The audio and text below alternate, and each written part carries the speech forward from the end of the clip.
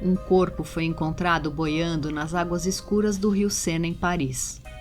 O rosto estava coberto de sangue, a garganta marcada por hematomas escuros, com formato de dedos. O corpo pertencia a uma mulher jovem, que parecia estar morta há uns 4 dias.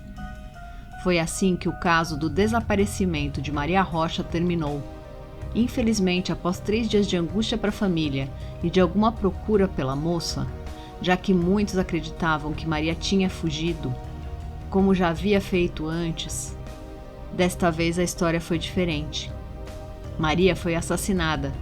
Este conto de Edgar Allan Poe é baseado em um crime real, que aconteceu em Nova York em meados de 1842, e foi escrito pelo autor, buscando trazer luz aos fatos conhecidos e uma solução ao caso real, que ainda estava sendo investigado quando este conto foi publicado.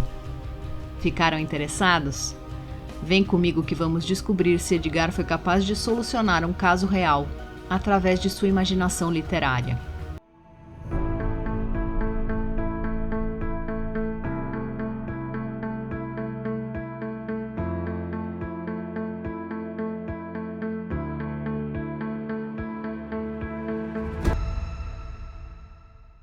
Oi, gente, bem-vindos ao Enredei, o podcast com histórias policiais de ficção, adaptadas e narradas no estilo de True Crime.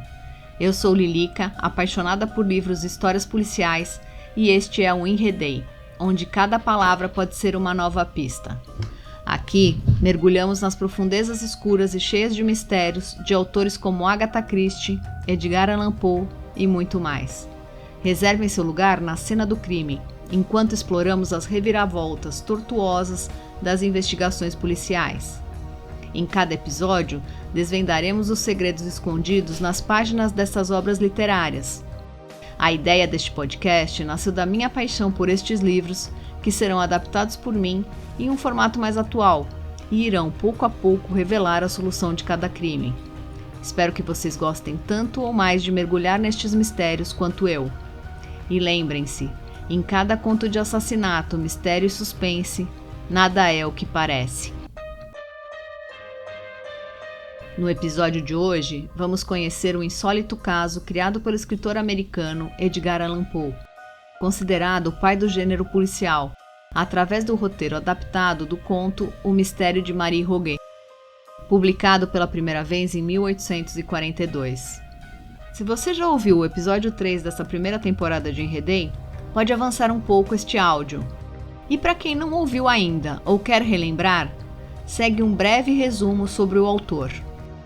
Edgar Allan Poe nasceu em Boston, nos Estados Unidos, em 19 de janeiro de 1809 e morreu em Baltimore, no dia 7 de outubro de 1849. Apesar de sua curta vida, foi um autor, poeta, editor e crítico literário, integrante do movimento romântico em seu país, que influenciou de forma significativa a literatura mundial. Conhecido por suas histórias que envolvem o mistério e o macabro, Poe foi um dos primeiros escritores norte-americanos de contos e é considerado o inventor do gênero de ficção policial, também recebendo crédito por sua contribuição ao gênero de ficção científica. Os contos de detetive de Poe, com o personagem C. Auguste Dupin, acabariam por se tornar a base para as futuras histórias de detetive da literatura, como Sherlock Holmes, criado por Sir Arthur Conan Doyle, e muitos outros. A Associação Mystery Writers of America nomeou seus prêmios para a excelência no gênero de Edgars. A vida de Poe foi curta e conturbada, e a causa de sua morte é envolta em mistério. Em um mini episódio extra, conto melhor para vocês. Mas antes, alguns recados importantes. Esse podcast é uma adaptação livre baseada no conto O Mistério de Marie Roget, e não é uma reprodução exata do conteúdo original. Embora, ao fazer esta adaptação, eu tenha me esforçado para fazer jus à obra, existem diferenças significativas na trama, nos personagens e nas configurações desta adaptação. As tomadas de decisões artísticas e narrativas foram feitas com o objetivo de criar um produto que respeite o espírito da obra original e ao mesmo tempo ofereça algo novo e emocionante aos ouvintes. Além disso, a adaptação não foi endossada ou aprovada pelos detentores dos direitos autorais do livro, já que é uma obra em domínio público, e eles não são responsáveis pela adaptação ou por qualquer parte do seu conteúdo. Os crimes descritos neste podcast são ficcionais, ou seja, não são crimes reais. Por isso contém spoilers das obras que serão narradas aqui. Os nomes dos personagens foram trocados por nomes em português, para facilitar o acompanhamento e a evolução de cada um durante a história. Recados feitos, bora pra história. Era uma vez... Brincadeira, gente. Maria Rocha era a filha única da já viúva Estela Rocha. Seu pai morrera durante sua infância e mãe e filha viviam juntas desde então em uma pensão, que era administrada por Estela com a ajuda de Maria. Quando Maria completou 22 anos de idade, um conhecido perfumista de Paris, chamado Sr. Branco, se encantou pela beleza única da jovem e a convidou para trabalhar e morar em sua loja. Ter uma jovem atraente em sua loja, em uma vizinhança conhecida pelos aventureiros que a frequentavam, era uma vantagem que se mostrou muito efetiva para o aumento dos negócios do Sr. Branco. Maria trabalhava há cerca de 1 ano na loja quando sumiu e deixou seus admiradores atordoados. O dono da loja, Sr. Branco, não foi capaz de explicar a ausência de Maria, e sua mãe Estela se encheu de ansiedade e medo. As notícias do desaparecimento da jovem tomaram as manchetes dos principais jornais franceses. A polícia já estava à sua procura quando, mais ou menos uma semana depois de seu sumiço, a bela Maria voltou para a loja sã e salva. E apesar de parecer totalmente bem, podia-se notar um certo olhar entristecido. Ao serem questionadas sobre o breve período de seu sumiço, a moça e sua mãe respondiam que este tempo tinha sido passado na casa de um parente no interior. No entanto, a fofoca começou a rolar solta. A maioria achava que Maria tinha fugido com algum amante desconhecido e provavelmente casado. Por isso voltara triste e evitava falar sobre o assunto. Para dar um fim nos comentários, Maria pediu demissão da loja e voltou para a pensão da mãe. E depois de 5 meses do primeiro desaparecimento, Maria sumiu mais uma vez. Os amigos próximos e a família ficaram muito alarmados, mas a polícia não levou o caso a sério. Afinal, Maria já tinha sumido e voltado como se nada tivesse acontecido, pouco tempo antes. Esta falta de interesse no caso se mostrou um grande erro, quando 4 dias após avisar a polícia sobre o desaparecimento de sua filha, Estela foi avisada que o corpo de Maria foi encontrado boiando no rio Sena, o famoso rio que atravessa a cidade de Paris. Enquanto a polícia demorou a se envolver no caso, a mídia mergulhou de cabeça nas teorias sobre o que aconteceu com Maria desde o primeiro dia. E o interesse dos jornais se intensificou assim que se confirmou seu assassinato. Sim, assassinato. Não houve dúvida quanto a isso. O corpo encontrado sofrera uma morte violenta, infligida por um ou mais indivíduos. No começo da investigação, parecia que o assassino seria encontrado rapidamente. Mas, passados 7 dias sem resultados, a polícia resolveu oferecer uma recompensa a quem trouxesse pistas, ou principalmente suspeitos para serem investigados. Depois de 10 dias, o valor foi dobrado. E mesmo assim não houve nenhuma novidade que auxiliasse na solução do caso. É neste ponto da história que entra C. Auguste Dupin. Para aqueles que já ouviram o episódio 3 do Enredei, Os Assassinatos da Rua Morgue, Dupin já é um velho conhecido. Mas se você está chegando agora ao canal e este é o primeiro episódio que ouve do nosso podcast, vou contextualizar um pouquinho. Mas recomendo que ouçam o episódio 3 desta temporada, assim que puderem. Quem era Dupin, afinal? Dupin era um conhecido herdeiro parisiense que curtia a vida boêmia e luxuosa que sua condição familiar lhe proporcionava. Infelizmente, por má administração de sua herança, estava quebrado e vivia agora com discrição, ajudado por amigos. Era conhecido por ser um homem de incrível intuição e instinto, que, usando sua lógica única, resolveu mistérios que desafiavam a polícia. E como este caso estava desafiando muito a polícia, o próprio comissário, cargo máximo na hierarquia policial de Paris, procurou por Dupin e pediu sua ajuda. O pedido do comissário e a extensa cobertura da mídia despertaram a curiosidade do detetive, que rapidamente reuniu tudo que saiu na imprensa sobre o caso e também os relatórios policiais que recebeu diretamente do comissário. E é aqui que o autor nos oferece um vislumbre inicial de um mundo onde a lógica e a razão poderiam descobrir a verdade que se esconde por trás de um crime mais sombrio. E se tornaria a base para tantas histórias e personagens da literatura policial que vieram depois, como Hercule Poirot e sua massa cinzenta, e Sherlock Holmes e seu método de dedução. Isso para citar 2 personagens bem conhecidos dos fãs de histórias policiais, mas existem muitos outros. Em todos eles é possível ver essa estrutura na história. Durante a investigação, a observação dos fatos ligados ao caso e sua análise, tanto psicológica como factual, traz pouco a pouco a solução de cada crime narrado. E é esta máxima que Poe trata de demonstrar com este conto. A genialidade de Poe ao criar este gênero permanece até hoje. O mistério de Marie Roget permanece como um fascinante ícone literário e uma homenagem às origens da análise de crimes reais que continua a nos instigar há mais de um século depois.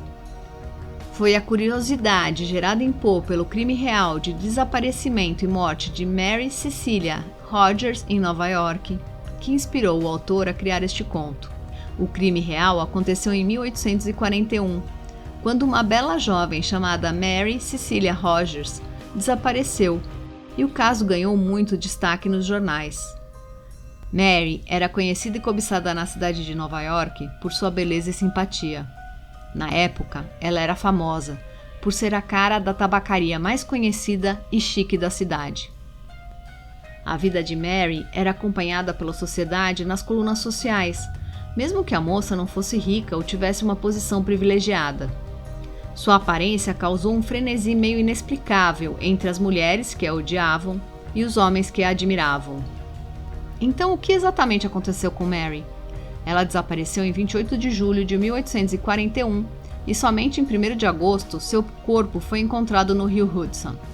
O mistério que envolveu seu desaparecimento e posterior assassinato e a extensa cobertura da mídia, que alimentava ainda mais os rumores e teorias sobre o caso, fascinaram Poe, que fez paralelos com o crime real para montar a trama de seu conto. Poe substituiu Nova York por Paris e mudou o nome de Mary para Marie. O corpo de Rogers foi encontrado em um rio, e a mídia criou um frenesi em torno do caso que permaneceu sem solução por anos. O mesmo aconteceu com Maria Rocha, que é o nome em português, mas que no original é Marie Roget. Aguardem que em um mini episódio trarei um pouco da história do crime real para que vocês possam ter uma ideia melhor do que estou falando. Aliás, gente, eu sempre gosto de trazer alguma dica de livro, filme ou série que estejam relacionadas ou me lembrem das histórias que eu conto aqui. E eu tenho uma dica de um livro para compartilhar. Vocês conhecem A Sangue Frio? Essa obra é considerada a precursora do jornalismo literário, o gênero em que um crime real é romantizado para criar uma história fluida e interessante para o leitor. É uma obra-prima. Eu recomendo a vocês.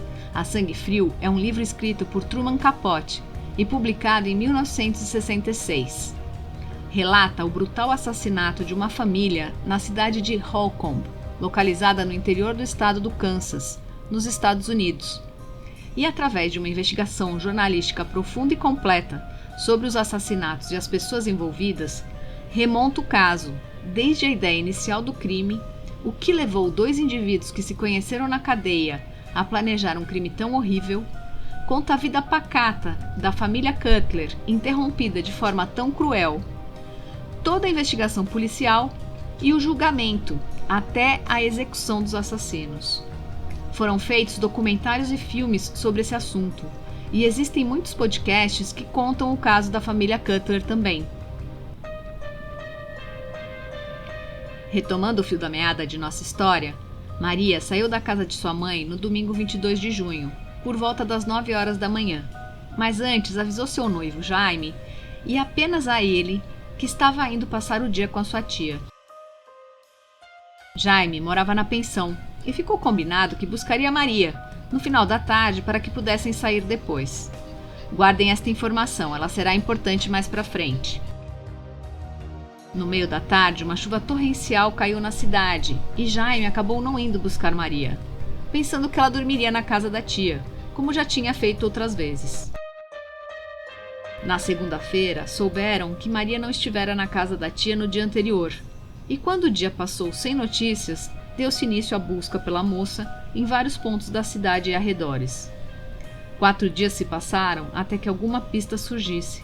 Infelizmente, na quarta-feira, 25 de junho, um amigo próximo de Maria, um certo Bernardo, estava procurando Maria e distribuindo folhetos com a foto da jovem, perto da margem do Sena, relativamente próximo à pensão, e foi informado que um cadáver havia acabado de ser encontrado e rebocado por alguns pescadores que o viram boiando no rio. O rosto estava coberto de sangue. Parte desse sangue foi expelido pela boca, e não havia sinal de que a morte tenha se dado por afogamento. A garganta estava coberta de hematomas e marcas de dedo.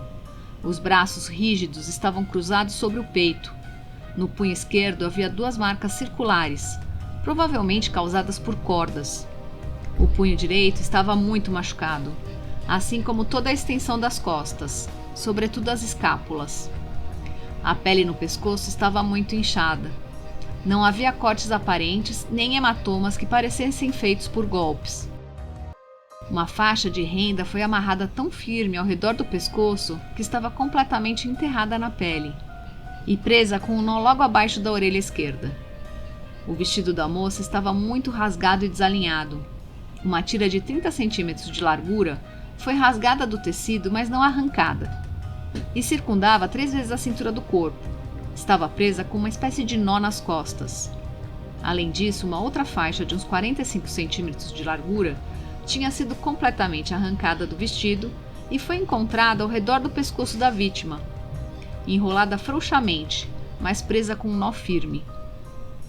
Sobre essas faixas havia ainda fitas de um chapéu, presas com um nó corrediço, ou nó de marinheiro. Segundo o laudo médico, foi um ataque com uma violência brutal.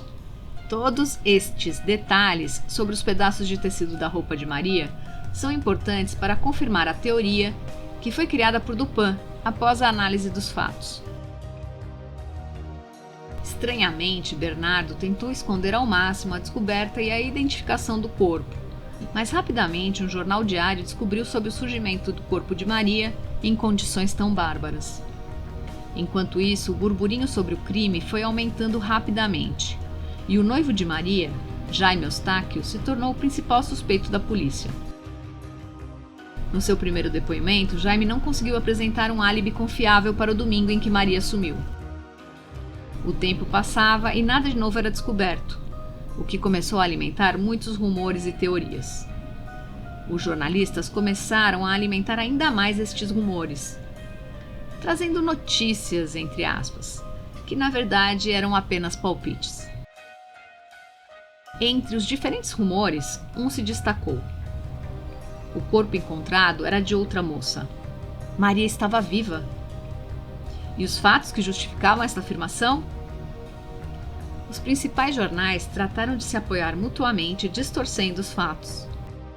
Quem disse que as fake news começaram só agora? Desde que o mundo é mundo, temos a capacidade de manipular a verdade para que caiba em uma narrativa mais interessante. E no caso dos jornais, vale sempre lembrar que nem sempre a verdade nua e crua vende. E, portanto, à medida que os jornais são um negócio que precisa gerar lucro, sempre teremos um viés das notícias que vendem porque geram mais interesse. Mas esta é uma discussão bem mais complexa e maior, e não é o tema deste podcast. Vamos então às teorias que os jornais divulgaram para comprovar que Maria estava viva. Ninguém tinha visto Maria caminhando naquele domingo pelas ruas próximas à pensão, ou próximas ao rio, ou à casa de sua tia, que ficava uns 3 quilômetros distante da casa de Maria. O corpo foi encontrado boiando. A experiência mostrava que corpos de vítimas de afogamento ou corpos lançados à água imediatamente após uma morte violenta geralmente levavam de 6 a 10 dias para emergir devido à decomposição. Maria estava sumida há apenas 3 dias quando o corpo foi encontrado. É muito improvável que o assassino ou assassinos não teriam colocado um peso no corpo para que afundasse, já que seria uma medida óbvia e simples de tornar, o que dificultaria esse surgimento do corpo tão cedo. Bernardo, o amigo pretendente que encontrou a pista sobre o corpo e fez o reconhecimento, estava agindo de forma estranha. Os jornais sugeriram que ele estava escondendo alguma coisa e que tinha afastado a família de Maria da polícia e, portanto, da investigação, para ter todo o controle sobre a história e sustentar que o corpo era de Maria.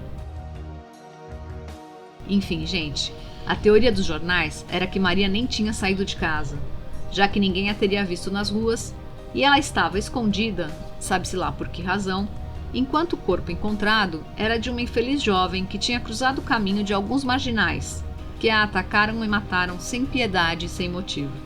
Este era o cenário geral quando Dupin entrou no caso, e seu interesse não era apenas uma mera curiosidade intelectual. Dupin estava de olho nas recompensas oferecidas para quem tivesse novas pistas ou solucionasse o caso. Como já sabemos, ele precisava de dinheiro após perder a fortuna de sua família. O primeiro ponto que era necessário esclarecer, porque a partir daí a recompensa estaria em jogo, era ter certeza de que o corpo encontrado era de Maria. E isso parecia fácil. Afinal, Maria foi reconhecida por Bernardo. Mas, para garantir que não houvesse dúvida, Pan analisou ponto a ponto do que a imprensa vinha dizendo para justificar a ideia de que Maria estava viva. Então vamos lá. Ninguém parece ter visto Maria nas ruas de Paris naquele domingo. E ela era uma moça que chamava a atenção por sua beleza e graça. E ainda por cima era famosa. Pois bem, a questão era que no horário que Maria saiu de casa, às 9 da manhã, era costume em Paris que as ruas estivessem mais vazias, e a cidade acordava um pouco mais tarde aos domingos. A maioria das pessoas estava em casa, desfrutando de um belo café da manhã e se preparando para a missa. Ou seja, era bem mais provável que Maria não tenha sido vista porque as ruas estavam praticamente desertas quando a moça saiu da pensão de sua mãe. Outro ponto, a afirmação de que o corpo não poderia ter sido encontrado boiando em um espaço tão curto de tempo. Tanto porque, em outros casos anteriores, o corpo levou muito mais tempo para emergir devido aos gases da decomposição que puxam o corpo para cima, mas também porque todos acreditavam que o crime tinha ocorrido no bosque e seria muito perigoso para o assassino carregar o corpo por um trecho relativamente grande durante o dia ou até mesmo no começo da noite de domingo, para desová-lo no rio sem ser visto por ninguém.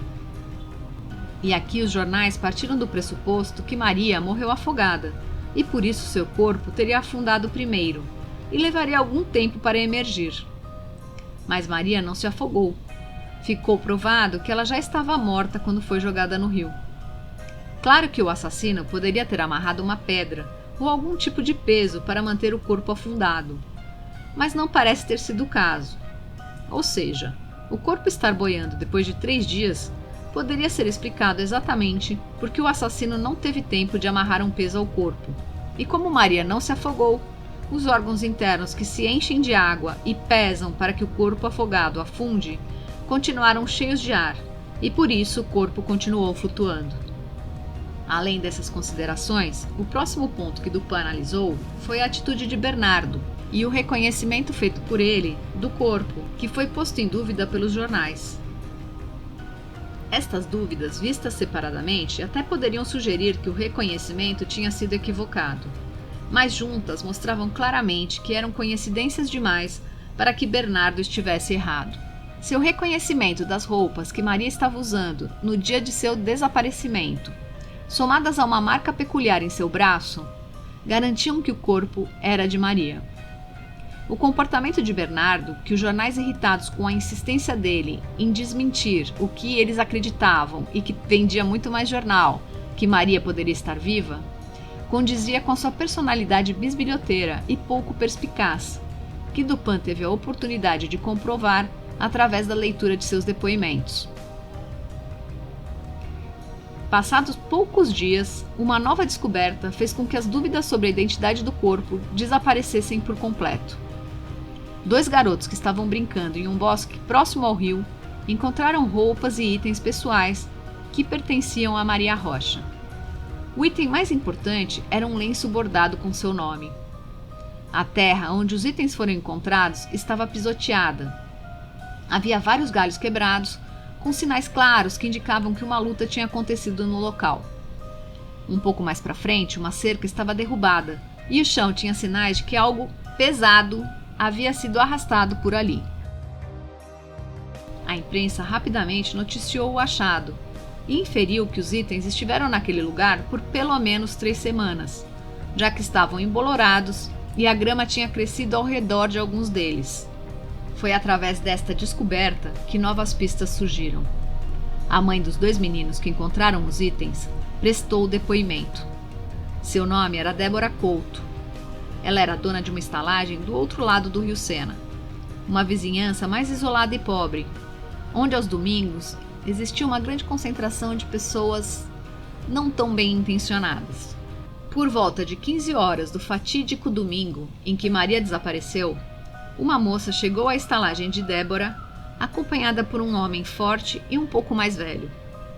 Os 2 almoçaram e depois partiram em direção ao bosque. Um pouco de tempo depois, um bando de arruaceiros apareceu. Falando alto, comeram, beberam e saíram sem pagar, indo na mesma direção que o jovem casal.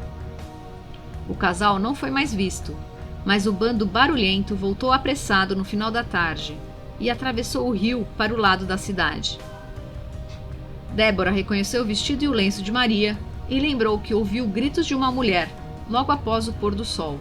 Os gritos foram intensos, porém breves. Ao ler sobre o depoimento de Débora nos jornais, um motorista de ônibus também se apresentou à polícia e disse que tinha visto o jovem casal em uma balsa no Sena naquele domingo e que conhecia Maria porque ela tomava seu ônibus durante a semana para ir trabalhar. Mas outra tragédia ainda estava por vir. Logo após essas descobertas, o corpo de Jaime, o noivo de Maria, foi encontrado. Ele se suicidara, bebendo veneno, e ao lado de seu corpo deixou uma carta onde dizia que sem Maria não valia a pena viver. Apesar de geralmente, quando uma pessoa próxima à vítima toma uma atitude tão radical como o suicídio, criar uma suspeita grande sobre a possibilidade de ter sido a culpa que fez com que a decisão fosse tomada, no caso de Jaime, isto não aconteceu. Seu álibi para o dia do desaparecimento de Maria tinha sido confirmado pela polícia e era sólido. E é neste momento que vamos precisar voltar um pouco no tempo para entender outra parte importante da história. Vamos falar sobre o primeiro desaparecimento de Maria. Maria estava trabalhando na perfumaria e fazendo muito sucesso, chamando a atenção dos homens e deixando as mulheres irritadas. Um destes homens era um charmoso capitão da marinha, um pouco mais velho e casado. Maria se apaixonou perdidamente e quando ele a chamou para fugir, e assim os 2 poderiam viver seu grande amor, longe das pessoas na cidade que os julgariam e poderiam estragar sua felicidade, Maria não pensou 2 vezes.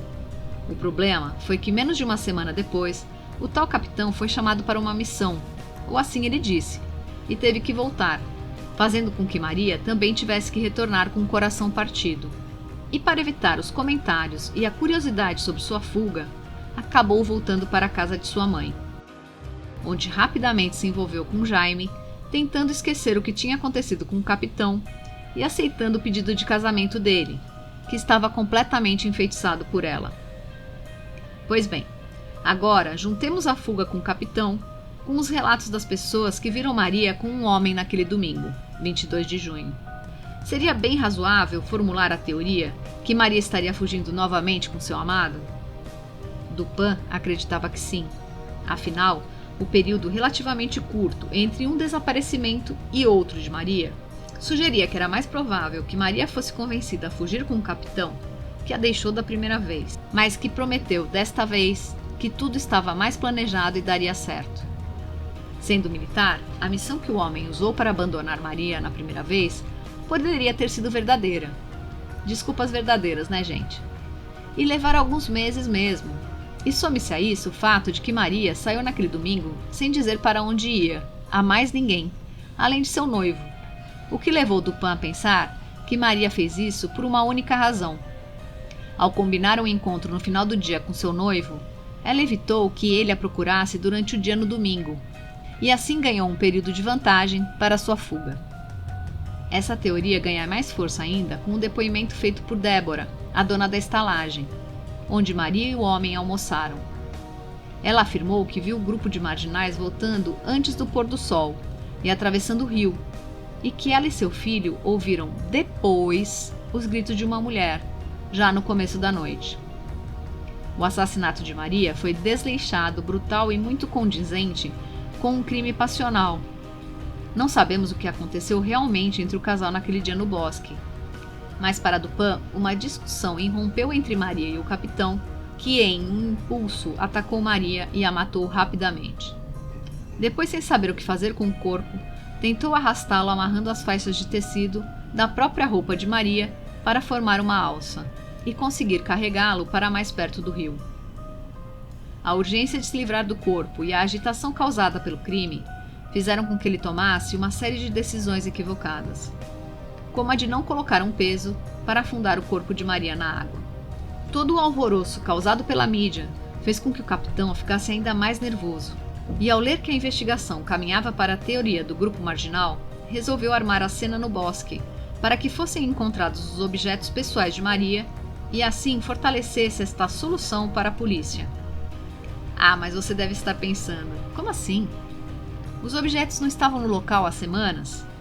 Tinham embolorado e estavam até quebrados. Sim, é verdade, mas a presunção de tempo poderia estar errada, já que os dias que antecederam a descoberta dos objetos no bosque foram extremamente chuvosos e úmidos, o que aceleraria a formação do bolor e o crescimento da grama. Nunca saberemos o que realmente motivou o crime, já que mesmo que esta história seja um conto criado por Edgar Allan Poe, ele deixou em aberto, apenas sugerindo este desfecho, assim como o crime real em que baseou esta história.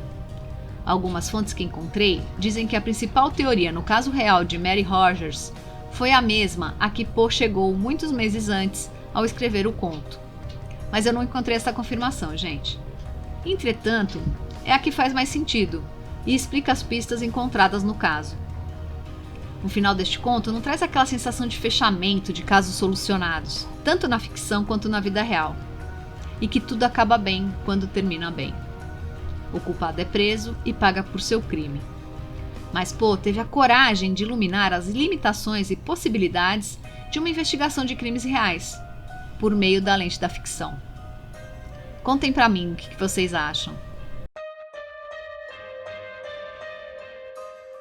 Espero que você tenha gostado de se enredar na história de hoje. Continuaremos nossa jornada descobrindo pistas e desvendando mais sobre os personagens enigmáticos que são a marca registrada dos romances policiais.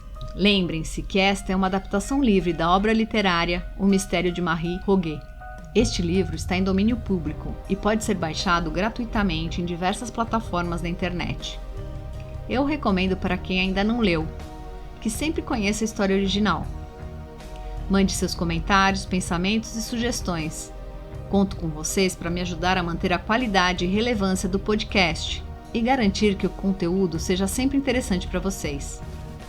Se você gostou do episódio de hoje, por favor, compartilhe com seus amigos, poste em suas redes sociais ou envie diretamente para eles. E não se esqueça de seguir o podcast em sua plataforma preferida e ativar as notificações para saber sobre os novos episódios. Se você preferir, pode ouvir também no YouTube. Se puder, avalie e seja membro para ter acesso a conteúdos exclusivos. Obrigada a todos que ouvem e apoiam o podcast Enredei.